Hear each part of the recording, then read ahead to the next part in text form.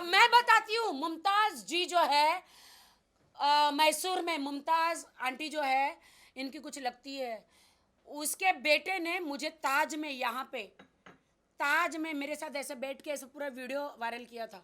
उसको ट्रक से वो बाइक चला रहा था, ट्रक से उसको उड़ा दिया आदिल ने। और आदिल ने मुझे बोला, आपको सबको चांस मिलेगा।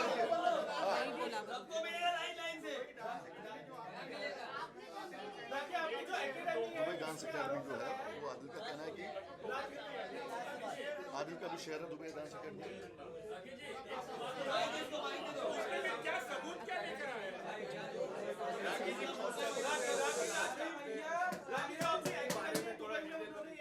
बच्चों से पैसे लूटते हैं और अभी बंद कर दिया। आपकी मां को मारने के पीछे आपका हाथ है, ये आदिल ने कहा है। और उन्होंने कहा है कि अगर आदमी किसी नीचे रहेगी तो उनके जिंदगी में कभी कोई नहीं रहेगा और वो हमेशा अलग और अकेले रहेंगे। मैं बिग बॉस में थी तो मैं इसको पैसा देकर गई थी। इसने रादिल हम लोग को खोलना था प्रोडक्शन हाउस, लेकिन इसने वो जो उसकी गर्लफ्रेंड है जिसका मैं नाम नहीं लेना चाहती, उन दोनों का प्रोडक्शन हाउस उन्होंने खोल दिया।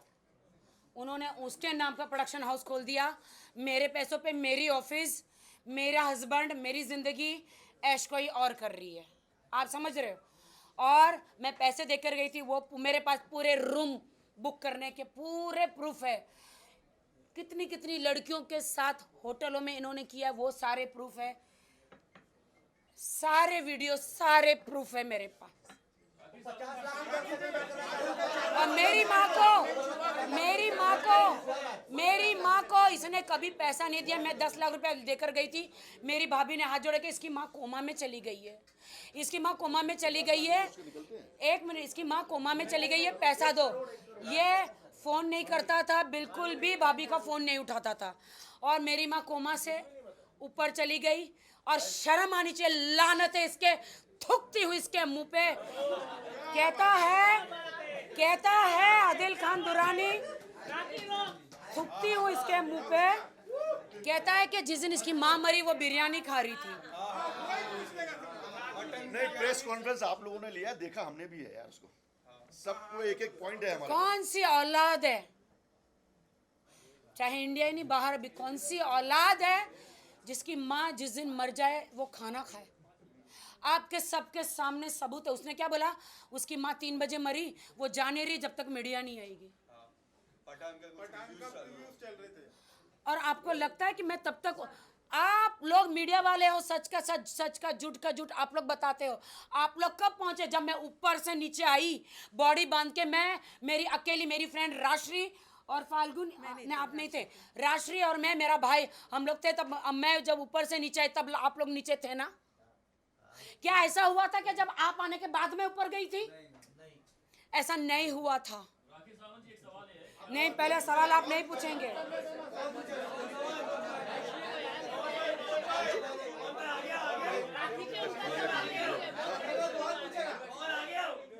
ये वो साड़ी है जो मैंने 10 बार पहनी। क्या आपको लगता है जिस दिन मेरी माँ मरी थी उस दिन मैं ऐसे हंस रही होगी? सेम साड़ी मैंने 3 बार पहनी है। तो सेम साड़ी में कहीं खाना, राष्ट्र के घर पे खाना खाया होगा। वो वीडियो कल दिखा रहा, बोलते मैं लानत है, मैं तो विश्वास निकल गया जब जिसकी माँ मरी सेम साड़ी पहन के उसने खाना खाया। ये एक वीडियो, मैं गाना भी गा रही हूँ और एक दूसरा भी वीडियो, शांति से बैठी, साड़ी सेम है। वही साड़ी में 2-3 बार मैंने पहनी है।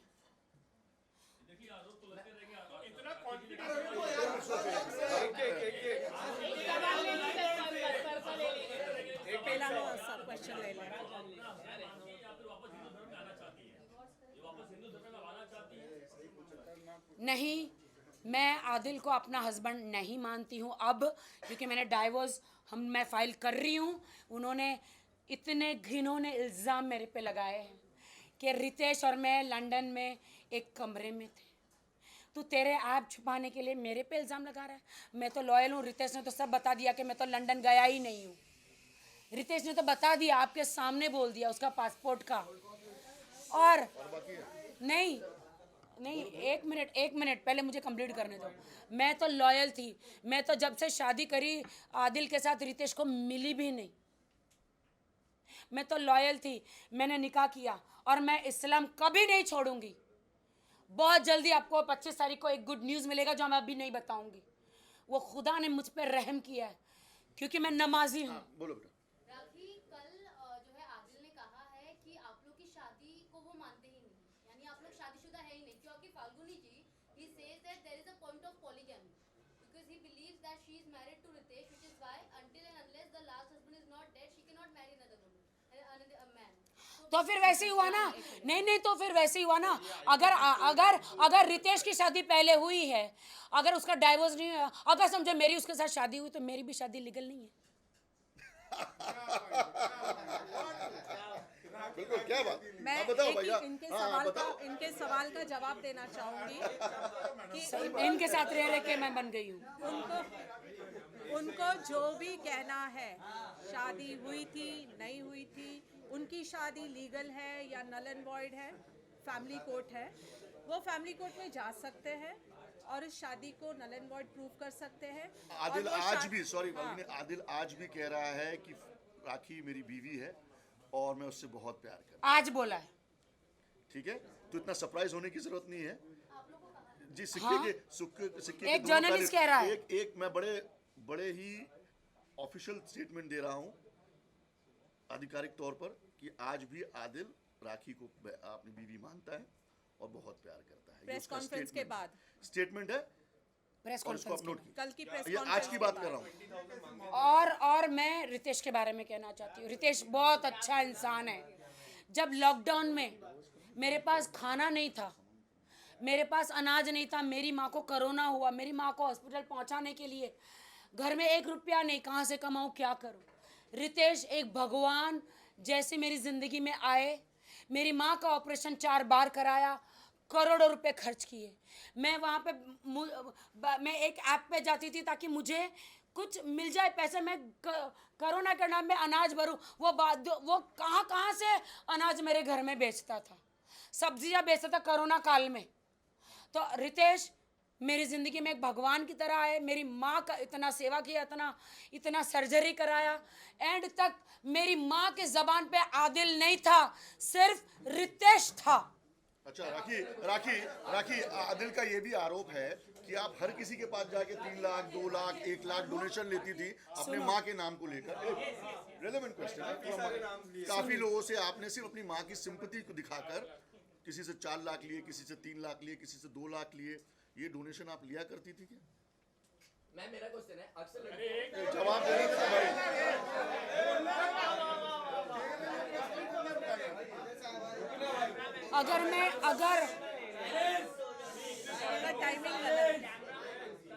अगर मैं किसी से 2 लाख 3 लाख सब लेती हूँ मेरी माँ के नाम पे, तो सलमान भाई के पास मुझे भीख मांगने की ज़रूरत नहीं पड़ती कि भाई मेरी माँ को बचा लो। सलमान भाई ने इतना पैसा खर्च के मेरी माँ का ऑपरेशन किया कैंसर का, कोरोना के टाइम पे। उसके बाद भी कैंसर बढ़ गया। और फिर मैं थक हार गई। मेरे पास अब पैसा नहीं है माँ का इलाज करने के लिए। मैं बैंकक्रप्ट हो गई, मेरे पास नहीं है पैसा। मैंने भाई को बोला, भाई मेरी माँ को हॉस्पिटल में एडमिट करा दो, मैं बिग बॉस से आने के बाद कोमा चली गई है, कुछ करो भाई। तो भाई ने, भरत भाई मेहरा जो है, जो आपके राधे मीरा ट्रस्ट के चेयरमैन, पूरा उन्होंने हॉस्पिटल का खर्च किया और इमीडिएटली पैसे ट्रांसफर किए क्रिटी केयर हॉस्पिटल में नाम जोशी जी के पास, और उनकी माँ को बोला कि अभी के अभी शिफ्ट करो, एडमिट करो। मैंने किसी से कोई कैश नहीं लिया, ना मेरे अकाउंट में लिया। मैं एक ईमानदार लड़की हूँ। मैं मेहनत से इतने सालों से स्ट्रगल कर करके बॉलीवुड में टिकी हूँ आज तक। मुझे कोई जज ना करो। इसको स्टार बनना है, इसको बिग बॉस जाना है, इसको फिल्म स्टार बनना है। आदिल 4 वीडियो कर लोगे, सी ग्रेड की 4-5 फिल्में कर लोगे, गायब हो जाओगे एक दिन।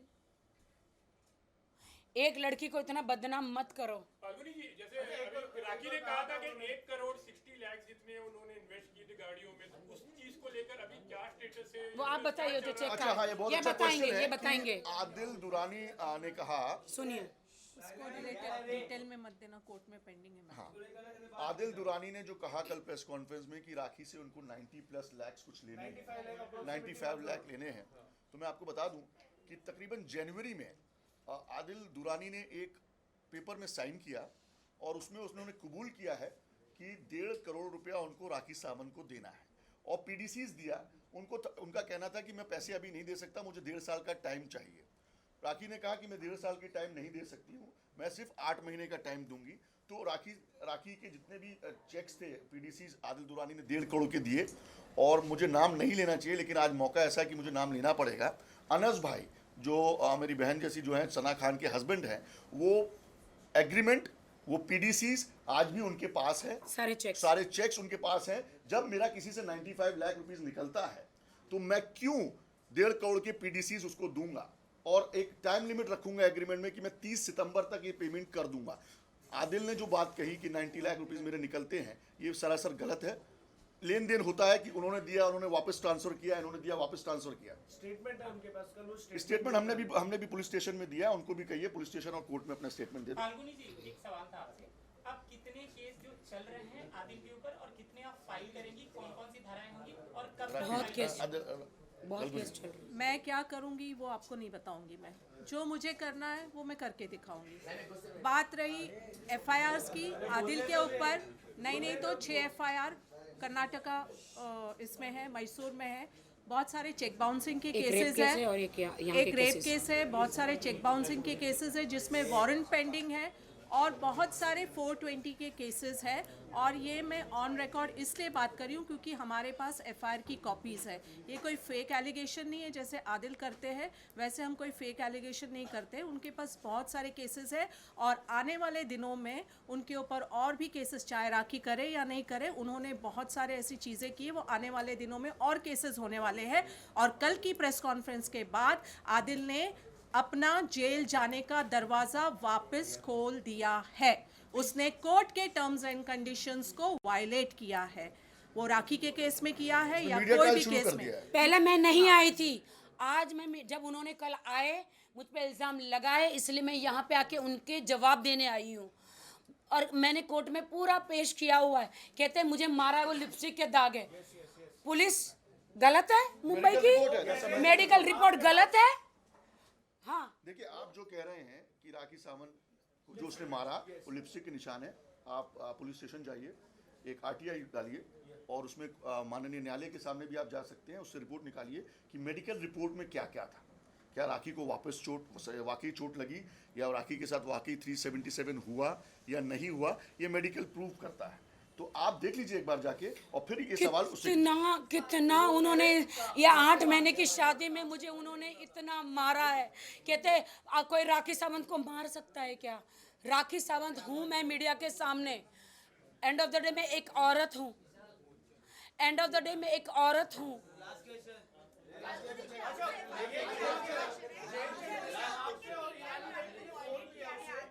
मीडिया ट्रायल नहीं, कंडीशंस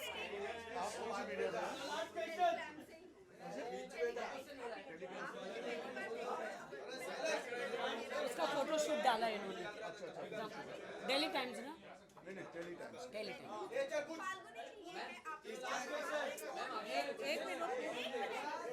एक मिनट वो बहुत देर से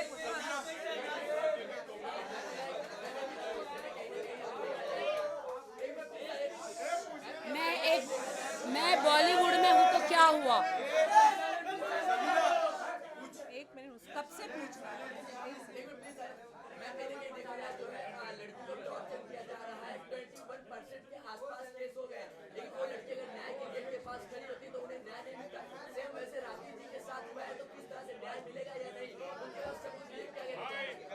राखी को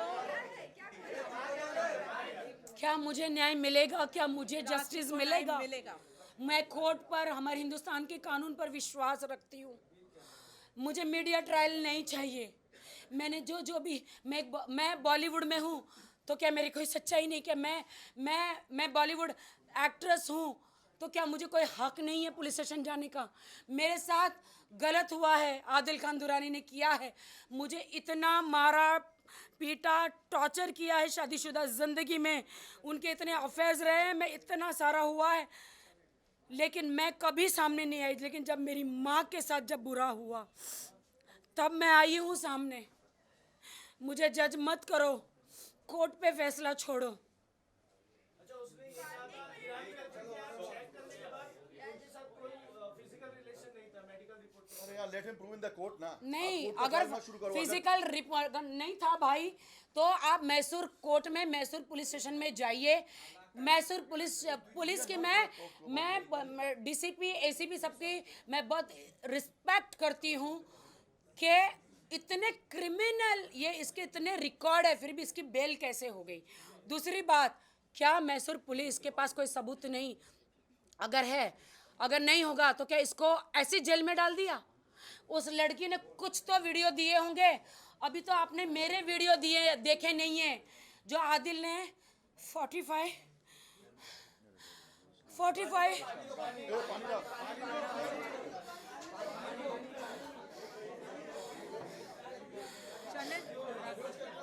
आदिल ने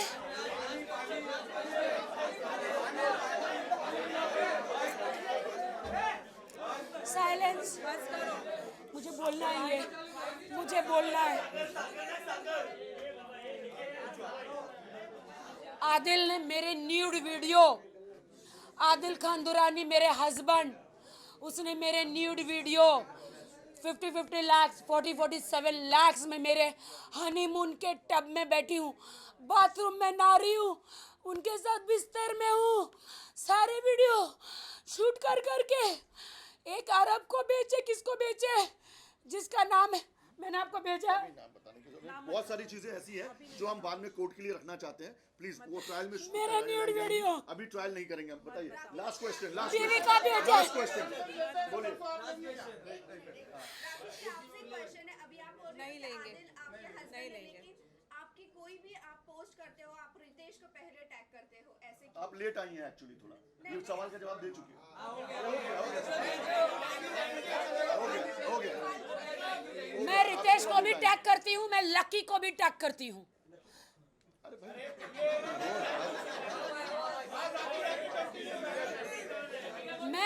मैं फाल्गुनी को भी टैग करती हूँ, मैं राशि को भी टैग और करती हाँ, हूँ, वाहिद अली खान को भी टैग कर लेती मैं है भाई कभी को कभी। भी और मेरी भाभी को भी टैग करती हूँ। आदिल को इसीलिए नहीं टैग करती क्योंकि 6 महीने जेल में था, बाहर कौन देखेगा इंस्टाग्राम? राखी अभी वापस आदिल कल प्रेस कॉन्फ्रेंस लेंगे, फिर परसों ऐसे ये चलता रहेगा। आप लोग तो परसों मैं लूंगी। काफी मसाला है, चलिए। नहीं, परसों मैं लूंगी, तरसों वो प्रेस करेगा, फिर परसों मैं नरसों मैं ले लूंगी उसके साथ।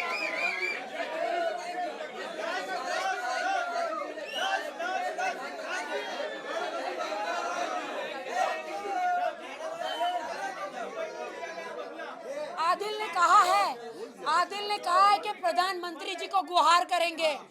मैं सल्यूट करती हूँ मोदी जी, घर घर मोदी, हर हर मोदी। तो मैं गुहार करती हूँ, आपने जो 3 तलाक का कानून बनाया था, इसने मुझे पहली बात तो इस्लाम कबूल कराया, मार के 2 तलाक उसने मेरे मुंह पे मारे हैं, तीसरा नहीं दिया है। तो मुझे भाई आप मेरे को खुला दिलवा दो। क्लियर करेंगे क्या आदिल ने जबरदस्ती मार के इस्लाम कबूल कराया है? तुम अपनी मर्जी से मत बोलो, कुछ मत। इस्लाम में आना चाहती थी ना? नहीं भाई, शादी था ना भाई, मैं कहाँ से आऊँगी? उसने शादी कराया ना, फिर मैं इस्लाम में आई। निकाह से पहले तब निकाह हुआ। हाँ,